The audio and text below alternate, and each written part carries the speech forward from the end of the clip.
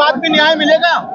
नहीं, न्याय की तो उम्मीद होनी चाहिए हमेशा, क्योंकि जो न्यायप्रिय लोग होते हैं उनको न्याय की उम्मीद होती है। हम संविधान पर विश्वास करते हैं, बाबा साहब डॉक्टर अम्बेडकर को मानने वाले हैं। बाबा साहब डॉक्टर अम्बेडकर ने हमेशा न्याय से जंग जीती है, और जब इस देश में संविधान चलता है तो हमें उम्मीद है कि जिन लोगों ने गलत किया है, डॉक्टर सविता राय जैसे लोगों ने, वो जेल जाएंगी बिल्कुल, और डॉक्टर रितु को न्याय मिलेगा, बिल्कुल मिलेगा। न्याय में देरी हो सकती है क्योंकि हमारा सिस्टम इतना ऐसा ही है, मगर नौजवान इतने लोग यहाँ पर आए हैं, हमें पूरा उम्मीद है कि न्याय मिलेगा, और डेफिनेटली न्याय मिलेगा, और जो लोग दोषी हैं उनको जेल में जाना पड़ेगा। आपके बहुत अच्छे खास मित्र चंद्रशेखर जी हैं, वो आज आए हैं 5 महीने बाद। क्या लगा कि 5 महीने बाद ही आए हैं, अब चुनाव नजदीक आ रहे हैं, इसलिए अब न्याय के लिए वो अब आए हैं? ये तो वही बताएगा चंद्रशेखर भी क्यों आया है, तो उससे पूछो तो ज्यादा अच्छा रहेगा। मैं तो यहाँ पे हमेशा ही आता रहता हूँ। बहुजन समाज पार्टी यहाँ बड़े बड़े आंदोलन किए हैं, और डॉक्टर रितु सिंह के साथ वो पहले दिन से हैं। बहुजन समाज पार्टी के शीर्ष नेताओं ने कह दिया है कि देश की बेटी कोई भी हो, अगर किसी के साथ भी, किसी भी समाज की बेटी के साथ में कोई प्रॉब्लम होती है तो बहुजन समाज पार्टी वहां पर खड़ी होती है। बहुजन समाज पार्टी न्याय के लिए काम करती है। बहुजन समाज पार्टी पूरे देश के अंदर एक न्यायप्रिय पार्टी मानी जाती है, और बहन कुमारी मायावती न्यायप्रिय नेता है। बहन कुमारी मायावती ने देश की महिलाओं के लिए रास्ता खोलने का काम किया।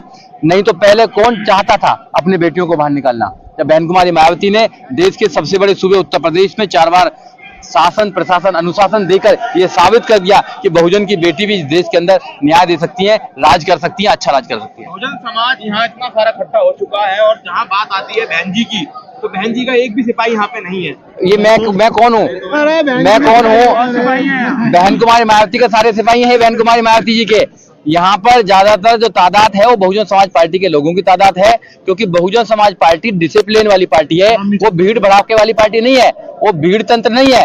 वहां हम जनतंत्र के माध्यम से देश पर राज करना चाहते हैं। जो माननीय काशीराम साहब का सपना था, बाबा साहब का सपना था कि देश में सत्ता हमारे हाथ में होनी चाहिए। बाबा साहब डॉक्टर अम्बेडकर ने लिखा भी है, लिख के बोल के भी गए हैं कि अपनी दीवारों पर जाकर लिख दो तुम्हें इस देश का शासक बनना है। तो बहुजन समाज पार्टी शासक बनने के लिए सबसे अग्र पार्टी है और सबसे आगे काम करने का काम कर रही है। इतनी बड़ी लीगल टीम है बहुजन समाज के अंदर, लेकिन अभी कुछ दिन पहले डॉक्टर रितु के साथ उनके साथियों को घसीटा गया 144 का वार लगाते हुए धारा का, लेकिन लीगल टीम कहीं भी दिखाई नहीं दे। नहीं, ऐसा नहीं है, लीगल टीम की वजह से छूट गए थे। लीगल टीम अगर नहीं होती तो क्या डॉक्टर रितु उनके साथी छूट जाते, जेल नहीं पहुंचाया जाता? लीगल टीम बहुत स्ट्रांग है। आपने एक आंदोलन और देखा होगा, गुरु रविदास टेम्पल का भी आंदोलन देखा होगा। 96 लोग जेल गए थे कुछ लोगों के भड़कावे पर, मगर हम लोगों ने, हमारी लीगल टीम ने उनको छुटाने का काम किया था। आपने देखा होगा देश के अंदर, खासकर दिल्ली के अंदर बहुजन समाज की बहुत बड़ी लीगल टीम है जो हमेशा हर व्यक्ति के सामने आंदोलनकारियों के साथ में रहती है। भाई, आपको ऐसा नहीं लगता जहाँ चंद्रशेखर जी अब खड़े हैं वहाँ पे बहुजन समाज पार्टी का भी कोई एक नेता खड़ा होना चाहिए था? खड़े तो हैं यहाँ पे। बहुजन समाज पार्टी के नेता जहाँ खड़े हो जाते हैं वहां से लाइन शुरू हो जाती है, वहां से लाइन शुरू हो जाती है। मैं वहीं खड़ा था पहले, मगर मैंने भीड़ देखी, बहुत ज्यादा भीड़ है, तो मैंने 2019 में भीड़ छोड़ दी थी, और आज भी मैं भीड़ को छोड़ के आ गया हूँ। तो मैं डिसिप्लिन के साथ चलने वाला इंसान हूँ, मैं संविधान पर चलने वाला इंसान हूँ। संविधान हमको आगे रास्ता दे सकता है, क्योंकि बाबा साहब डॉक्टर अम्बेडकर ने पूरे जीवन का संघर्ष करने के बाद हमको संविधान देने का काम किया। और इस दिल्ली के अंदर सबसे पहले अगर संविधान यात्रा किसी ने निकाली तो वो हमने निकालने का काम किया, संविधान यात्रा दिल्ली के अंदर। उसके बाद ये लोग संविधान लेने लगे, नहीं तो इनको संविधान का क्या पता था। ये तो लोग बस जो कर रहे हैं, आपको बताइए क्या करने का। बार कह रहे हैं भीड़ तंत्र, क्या आपका इशारा चंद्रशेखर की हो रहा है कि वो मतलब संविधानवादी नहीं है? देखिए, मैं इशारे नहीं करता, मैं तो खुल कर बात करता हूँ। देखिए, जो भी व्यक्ति लोगों को तैयार नहीं करता है, माननीय काशीराम साहब ने लोगों को तैयार करा, माननीय काशीराम साहब ने काडर को तैयार करा, माननीय काशीराम साहब ने एक एक व्यक्ति को चुन कर तैयार करने का काम किया।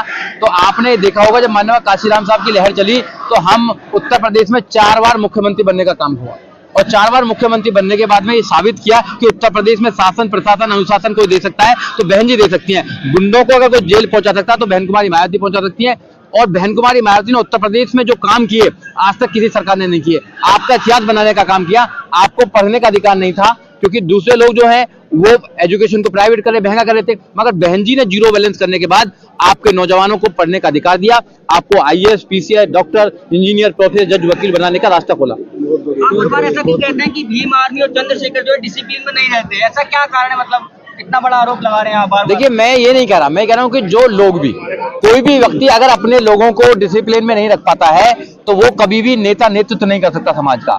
सबसे पहले समाज को समझना पड़ेगा, सबसे पहले हमारी विचारधारा को समझना पड़ेगा।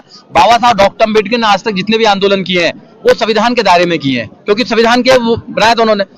चाहे पानी का आंदोलन हो, चाहे कालाराम मंदिर का आंदोलन हो, अन्य अन्य बहुत आंदोलन हो, माननीय काशीराम साहब ने जितने भी आंदोलन करे हैं वो सब संविधान के दायरे में करें। बहन जी ने जितने भी आंदोलन करें सब संविधान के दायरे में करें। आज भी जो आंदोलन हो रहा है ये संविधान के दायरे में हो रहा है, क्योंकि संविधान को मानने वाले लोग हैं। हम बाबा साहब डॉक्टर अम्बेडकर को मानने वाले लोग हैं, तो बाबा साहब डॉक्टर अम्बेडकर के मानने वाले लोगों की सबसे पहले ड्यूटी होती है कि वो संविधान के खिलाफ काम न करें, संविधान के दायरे में रह के अपनी बात को बुलंद करें। और ये बिल्कुल मेरा विश्वास है कि एक दिन सरकारें हिलती हैं, सरकारें सुनती हैं, न्याय मिलता है, बिल्कुल न्याय मिलता है। हजारों सालों की गुलामी का न्याय बाबा साहब डॉक्टर अम्बेडकर आपको देकर गए, बताइए। तो जब हजारों सालों की गुलामी का न्याय बाबा साहब डॉक्टर अम्बेडकर संविधान के माध्यम से देंगे तो सारा कुछ काम हो जाता है। आपको बताइए, समाज है ना, राम मंदिर की ओर भाग रहा है।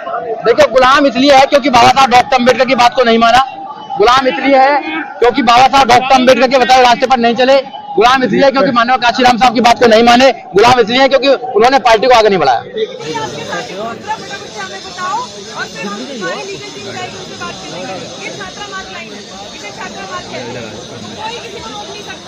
आपकी आईडी से एक वीडियो डाल दो। पाबंदी लगा रखी है।